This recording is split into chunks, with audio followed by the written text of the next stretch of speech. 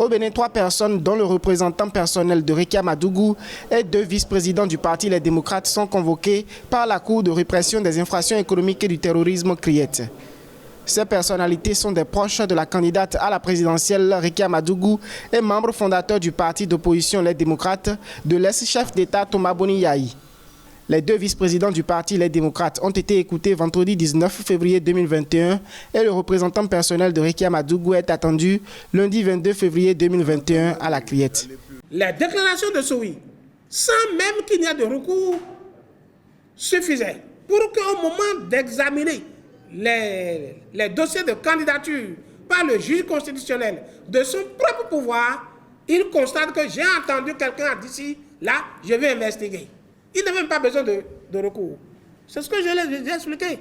Le recours était superfétatoire. Mais les simples déclarations de Badamassi hier suffisaient pour que la Cour ordonne d'elle-même une investigation. Selon les avocats des concernés, le motif des convocations reste peu explicite et précise juste pour affaire le concernant. Des convocations qui surviennent au lendemain d'une sortie médiatique du député de la mouvance, Rachidi Badamassi, sur des velléités relatives au parrainage de la candidate du Parti des Démocrates, Rekia Madougou, par des députés des partis au pouvoir. Avant qu'on ne procède à la confiscation des formulaires de parrainage, elle avait reçu la promesse ferme de 34 parrainages.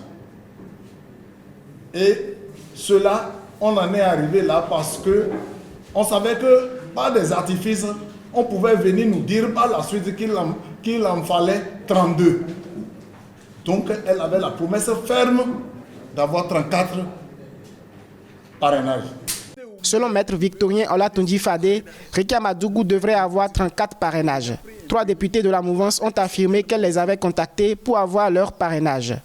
Provisoirement recalée pour défaut de parrainage et son recours devant la Cour constitutionnelle rejeté, la candidate de l'opposition Rekia Madougou dénonce une volonté de l'empêcher de prendre part à la présidentielle.